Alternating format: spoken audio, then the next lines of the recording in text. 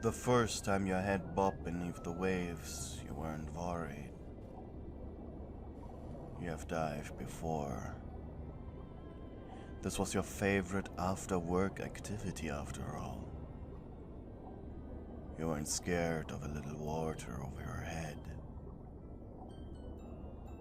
After only a few seconds or more on the surface, helplessly paddling, you were sinking again.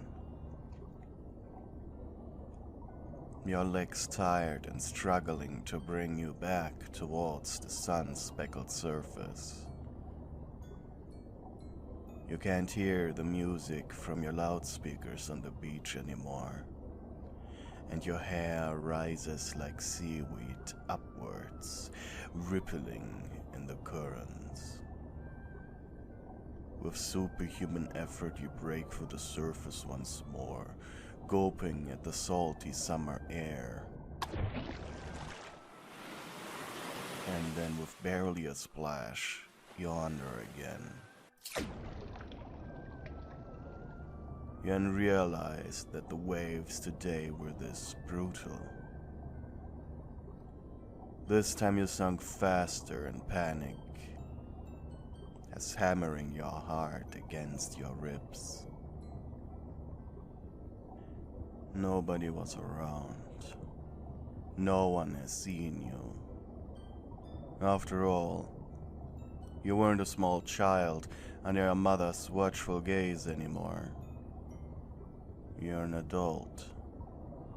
Now a seasoned swimmer.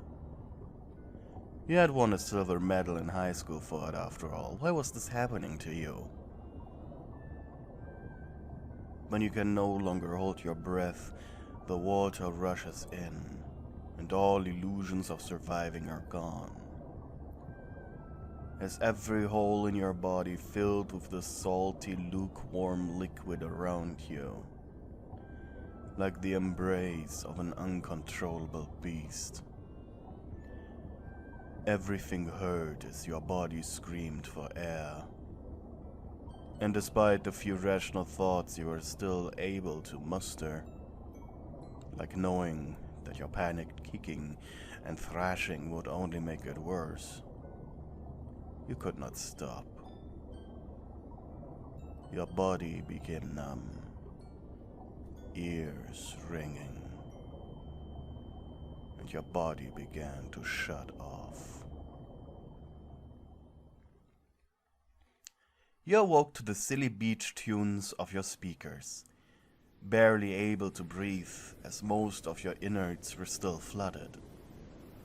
You felt the presence next to you that was desperately hitting your chest to get you to breathe again. And then you shot up.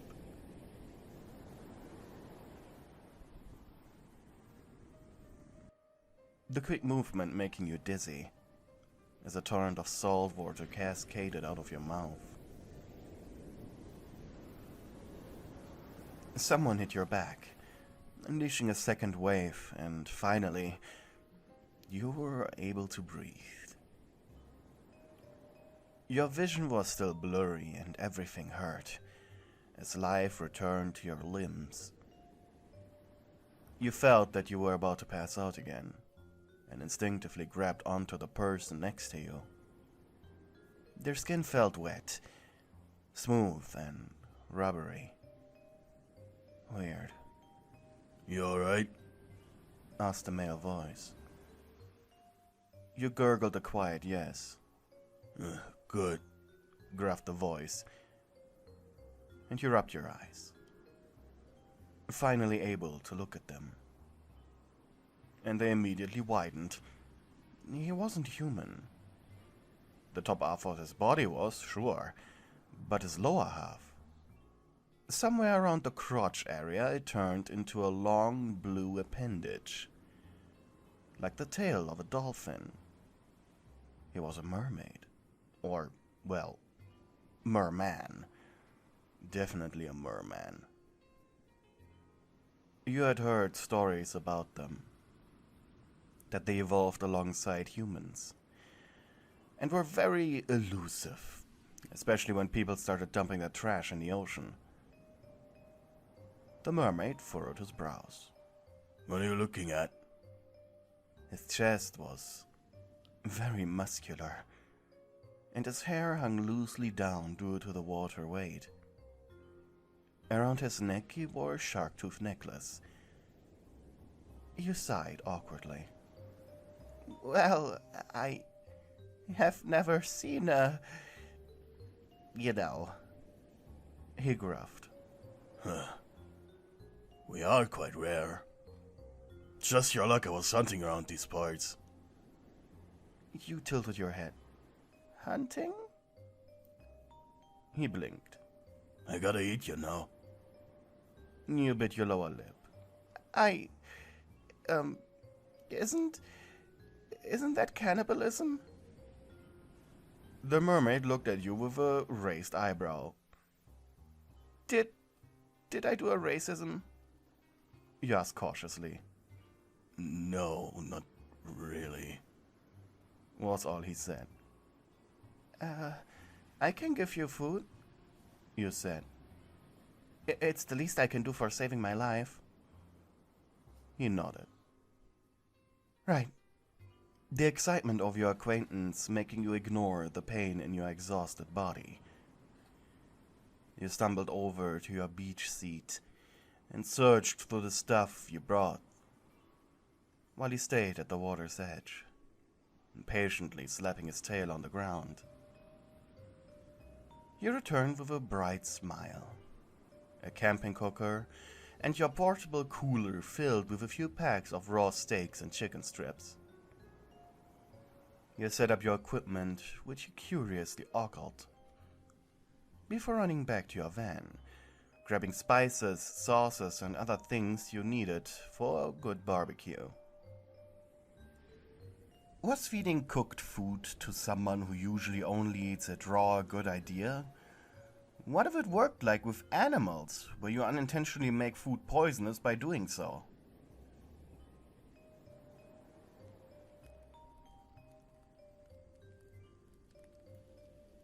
Your tailor sat next to him as you placed a metal tray on the burner and laid down a few strips of meat on it.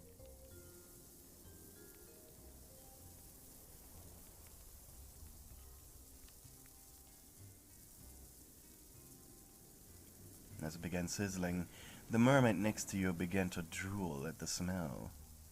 I never experienced something like this. He groaned, almost sexually. You chuckled. After almost dying, you didn't really have an appetite. But this was a once-in-a-lifetime opportunity. You never had, like, cow or chicken, right? Especially when it's cooked. Right? He shook his head.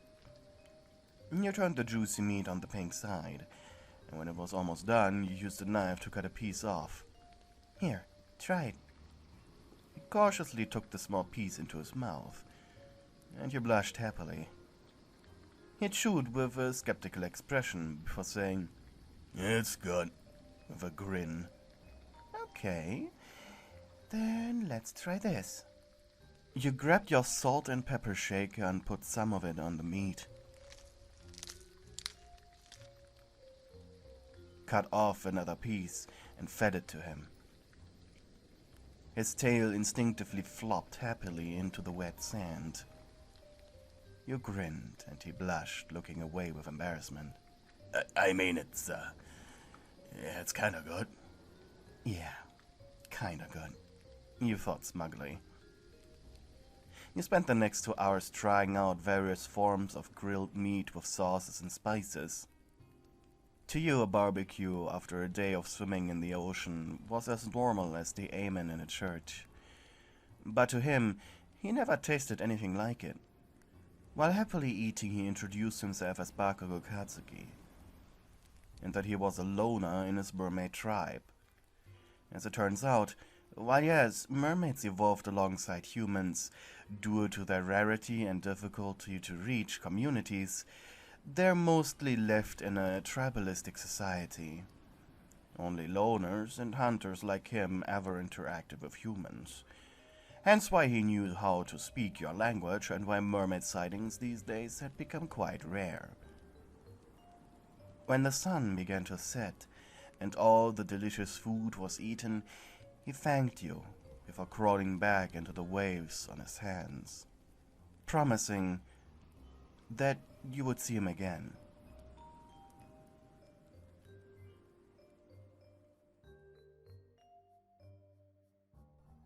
This reunion would not happen until 3 weeks later. You had come by the beach every day and had swam for at least 2 hours before going home, hoping to see Bakugou again. And honestly, it was the only thing that made your boring office job bearable.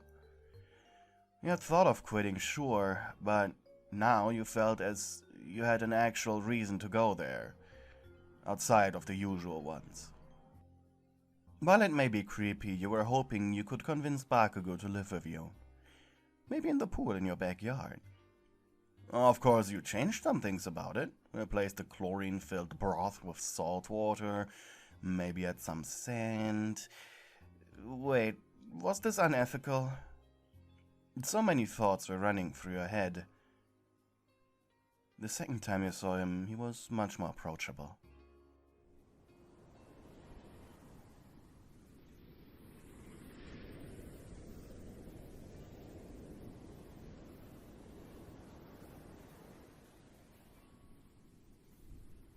You were sunbathing on the beach when suddenly some water was squirted at your face. You huffed, ready to shout at whatever brat tried to prank you. But when instead you saw your mermaid, your anger was gone. He grinned. Scared ya? He said proudly. And you scoffed jokingly. He blushed. I was hoping I could see you again. He said, almost shyly. You chuckled. I was hoping that too. In fact, you interrupted yourself. Wait, why were you hoping? He patted his belly. The food you gave me was delicious. And he rolled on his side to look up at you at a more comfortable angle. I really enjoyed your company. You suppressed a squeak. Honestly, you had been afraid you had come off as creepy to him at your first meeting. And that's why it took him so long to see you again. Honestly, he said, I was coming here every day for like an hour. You blushed and suppressed a comment. This, however, meant a whole lot to you. A warm feeling spreading through your body. A feeling you never felt before. So, are you hungry? You asked. Yeah. You clapped into your hands and ran to your van, almost stumbling over yourself as you grabbed everything you needed, rushing back to him. By now he was in something you could only describe as a sitting position next to your beach towel. Like last time, you began spreading out your food and drinks. This time you were hungry yourself, so you could make more. While staring at the mouth-watering meal, he suddenly shook. What's wrong? I got something too. Be right back. He crawled back into the water. You sighed, hoping he'd be back quick enough so the food wouldn't be cold. Luckily, it was only about 5 minutes. In one of his hands was a seaweed-wrapped mackerel. Caught this earlier. He put the mackerel on the ground and unwrapped it.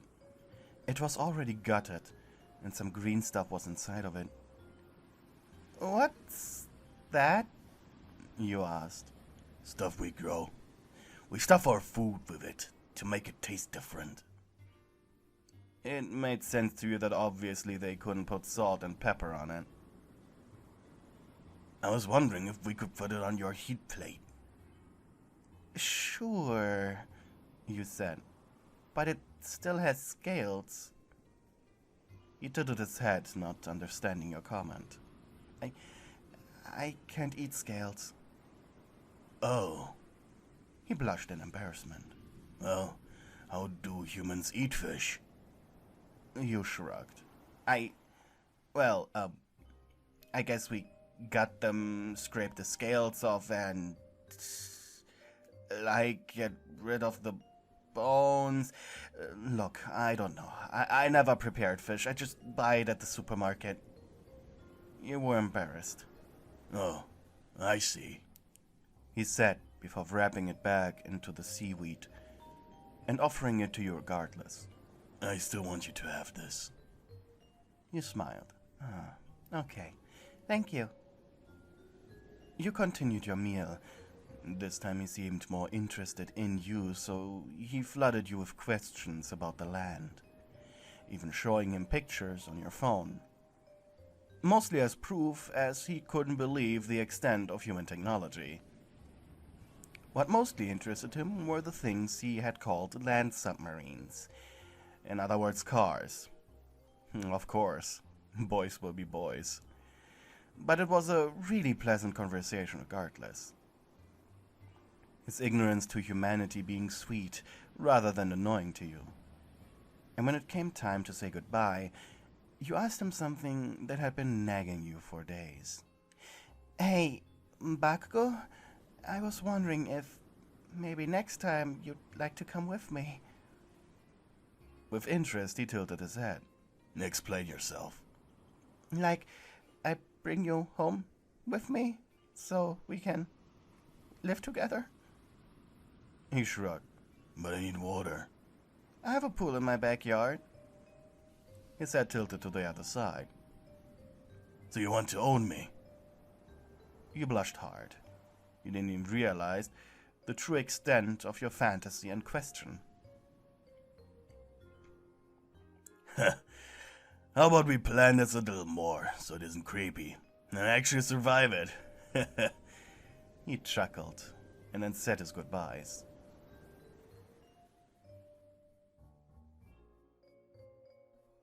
You, however, were a blushing mess the entire way home.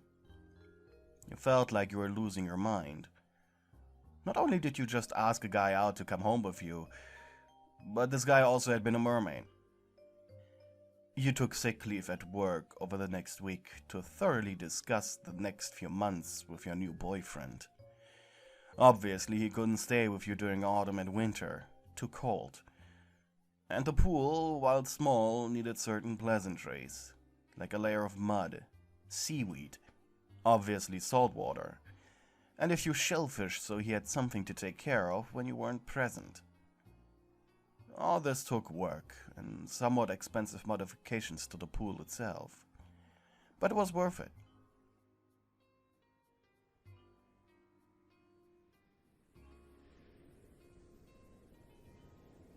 When you felt as if the pool, and now kind of aquarium for your boyfriend, you showed him pictures.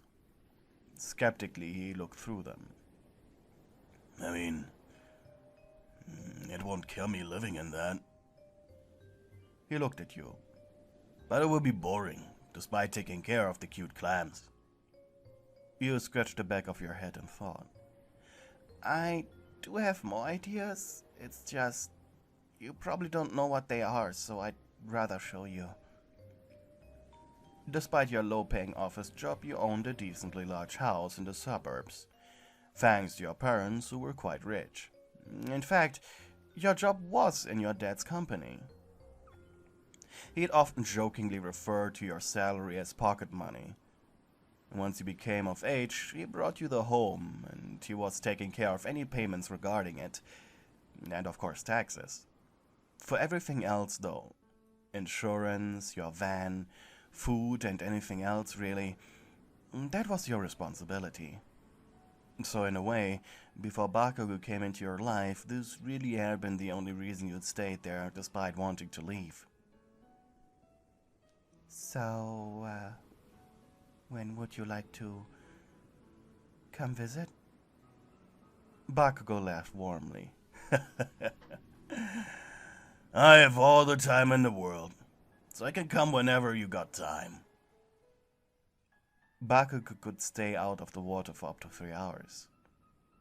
Then his body would slowly shut down, similar to when you had been drowning, only slower.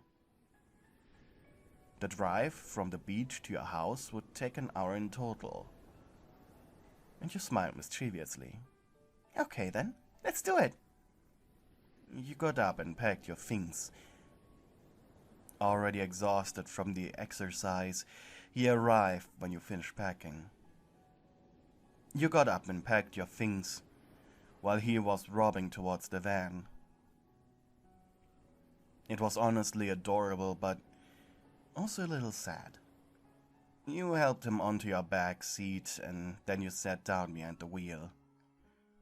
Your entire body was shaking with excitement, and judging by his facial expression, so was he. Wide-eyed, he stared out of your car. Wow, I knew there were a lot of humans, but so many. You chuckled. Well, yeah. You huffed as you reached a red traffic light. Why aren't there many mermaids? You looked back at him. He had found a chocolate bar you had stashed under your passenger seat, and he was sucking on it without having removed the packaging. He quickly put it back and said, Well, most of our tribes are suspicious of one another. I guess your equivalent would be different countries that don't understand each other's culture. You shrugged. Makes sense. The traffic light turned green and you continued to drive. Oh, and female mermaids only make eggs once a year, or when they're very stressed. You furrowed your brows. Why stressed? He shrugged. Our elders say because during times of stress the tribes become smaller through death, and so need quick replacing. That both made sense and not. Shaking your head, you simply accepted it. You drove past the carnival. Oh, what's that? He shouted. You looked over only for a split second. What? That long noodle. You blinked. I think you mean the roller coaster. He nodded vigorously, and you huffed amused. Well, I guess you could call it a test of courage, where humans go on to test their courage. Yeah. You smiled softly. He was so precious. When you reached the outskirts of your suburb, he began huffing. Something wrong? Just a bit, to dry. He said in a raspy voice. Concerned, you looked at him. Don't worry. Don't worry. We will be there in 10 minutes. You thought for a moment and then simply said, reach into the trunk. I got a bottle of water there. It's not salty, like the ocean, but I don't know, maybe it helps? He followed your instructions. After taking a sip, he looked at you with disgust. What the fuck? He coughed. It tastes like poison. Ugh. Okay, so no normal water then. Sorry. The next 10 minutes you slightly increased the speed of your car until you finally arrived home.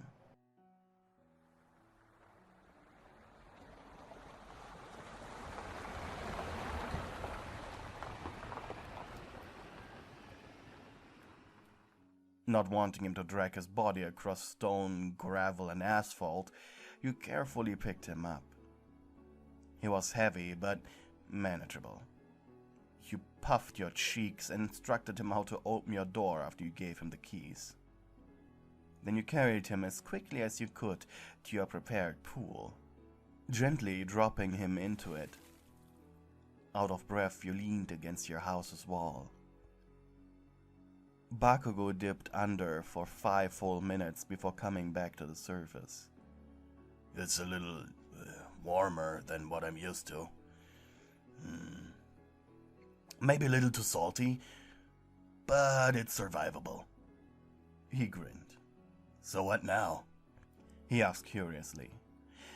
Now? Now you let me catch my breath. And then I guess we'll watch a movie. You walked back into your house while he excitedly waited in the pool. All this, the new surroundings, the smells, the sounds, it was so alien to him that Katsuki could only barely contain his emotions. You re-entered your backyard, blushing heavily. You carried your laptop under one arm. He tilted his head at your contraption. You set up your laptop and turned on the Little Mermaid, simply stating, "Okay, this is what humans think your culture looks like." Giddy like a child, you sat down at the pool's edge next to him. You spent most of the evening watching various campy mermaid movies. Bakugou finding him either very funny or very offensive. You took note that the movie H2O, Suddenly a Mermaid, was very highly offensive to him, and it took you some convincing to not just let him pout underwater until the next day. Once the sun had set and the moon had risen, you had decided something for yourself.